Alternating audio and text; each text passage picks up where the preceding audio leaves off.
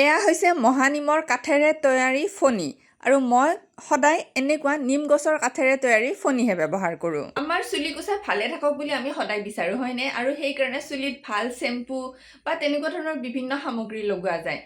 কিন্তু বহুত ব্যক্তিয়ে নজনাকৈয়ে নিজে নিজৰ চুলিখিনিৰ ক্ষতি কৰি থাকে। কেনেকৈ জানেনে? এই প্লাষ্টিকেৰে নিৰ্মিত ফণীসমূহ ব্যৱহাৰ কৰি।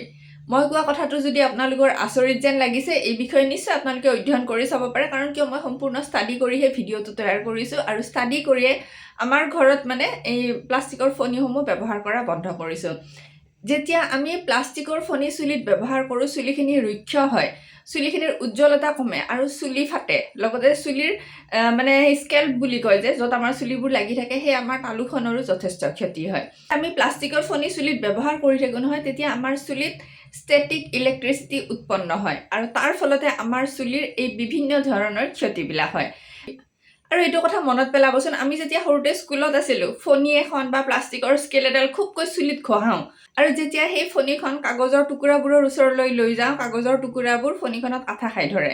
মনত আছেনে? এই কামটো আমি বহুতে স্কুলত কৰিছিলোঁ। ইচ্ছা কৰিলে এতিয়াও কৰি চাব পাৰে। মই কৰি নেদেখাওঁ, কাৰণ কিয় সেইটো কাম কৰিব গ'লে মোৰে চুলিখিনিৰ ক্ষতি হ'ব। সেইটো একদম বিজ্ঞানসন্মত কথা যে প্লাষ্টিকৰ ফণী আমি আচলতে চুলিত ব্যৱহাৰ কৰিবই নালাগে। তেতিয়াহ'লে ব্যৱহাৰ কি কৰিম? আমি বিভিন্ন ধৰণৰ প্ৰাকৃতিক সামগ্ৰীৰে তৈয়াৰী ফণীসমূহ চুলিত ব্যৱহাৰ কৰিব পাৰোঁ।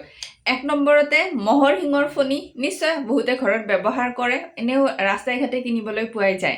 মহৰ শিঙৰ পৰা তৈয়াৰী ফণী ব্যৱহাৰ কৰিব পাৰি, বাঁহৰ পৰা তৈয়াৰী ফণী ব্যৱহাৰ কৰিব পাৰি আৰু নহ'লে বা নিম কাঠেৰে তৈয়াৰী এই ধৰণৰ ফণীসমূহ ব্যৱহাৰ কৰিব পাৰি। কাৰণ কিয়, নিম পাত আমাৰ চুলিৰ কাৰণে কিমান বেছি উপকাৰী সেয়া আৰু মই নতুনকৈ কোৱাৰ প্ৰয়োজন নাই।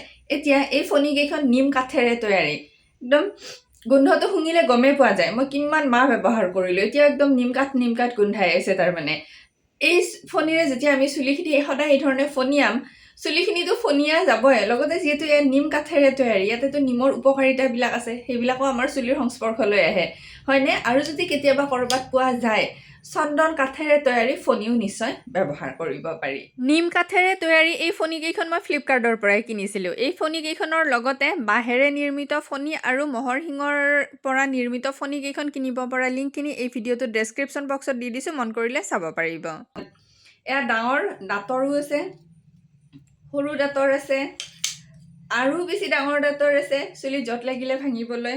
তাৰপিছত এনেকুৱা ধৰণৰ ফণীও আছে, আৰু লগতে এনেকুৱা ধৰণৰ ফণী বহুত বেছি দৰকাৰ হয় আমাক সেওঁতা তৈয়াৰ কৰিবলৈ চুলিৰ মাজত। এনেকুৱা ফণী বহুত বেছি দৰকাৰ হয়। এয়া চাওক, মই কৰিয়ে দেখুৱাই দিছোঁ বাৰু। এইয়া এনেকৈ সেওঁতা কৰিবলৈ এইখন ফণী আচলতে বহুত বেছি কামত আহে। এইয়া মই ফণীৰে এয়া মূৰ আঁচুৰিও দেখুৱাই দিছোঁ, কোনো ধৰণৰ অসুবিধা নহয়, খুব সুন্দৰ।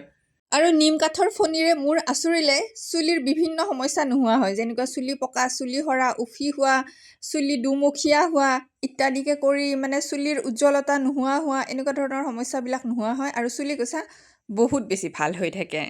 আৰু নিম কাঠেৰে তৈয়াৰী ফণীৰে মূৰ আঁচুৰিবলৈও বহুত বেছি সুবিধা। নিজে ব্যৱহাৰ কৰাৰ উপৰি কাৰোবাক উপহাৰো দিব পাৰি এনেকুৱা ফণীসমূহ। আমাৰ সকলোৰে চুলিখিনি আমাৰ বহুত বেছি মৰমৰ, আৰু আজিকালি চুলিৰ ইমান বেছি সমস্যা হৈ থাকে, কিন্তু বহুত ব্যক্তিয়ে এই কথাটো মানে নাজানে যে প্লাষ্টিকৰ ফণী আচলতে ব্যৱহাৰ কৰিব নালাগে। সেইকাৰণে আপোনালোকৰ কামত আহিব বুলি এই তথ্যপূৰ্ণ ভিডিঅ'টো আগবঢ়ালোঁ। এতিয়া কমেণ্ট কৰি ক'বচোন, কোনে কোনে আগৰ পৰাই জানে যে প্লাষ্টিকৰ ফণী আচলতে ব্যৱহাৰ কৰিব নালাগে আৰু তেওঁলোকেও মোৰ দৰে প্লাষ্টিকৰ ফণী ব্যৱহাৰ নকৰে। আৰু কোনসকল লোকে আজি প্ৰথম গম পাইছে যে প্লাষ্টিকৰ ফণী আচলতে বহুত বেছি ক্ষতিকাৰক, আৰু গম পাই একদম মানে থিৰাং কৰি লৈছে যে প্লাষ্টিকৰ ফণী একেবাৰে ব্যৱহাৰ নকৰে। কথাটো কমেণ্ট কৰি জনাব বুলি মই আশা ৰাখিলোঁ। ঠিক আছে দিয়ক বাৰু, মোৰে কোনোবা এটা অন্য ভিডিঅ'ত অতি সোনকালে আপোনালোকক পুনৰ লগ পাই আছোঁ।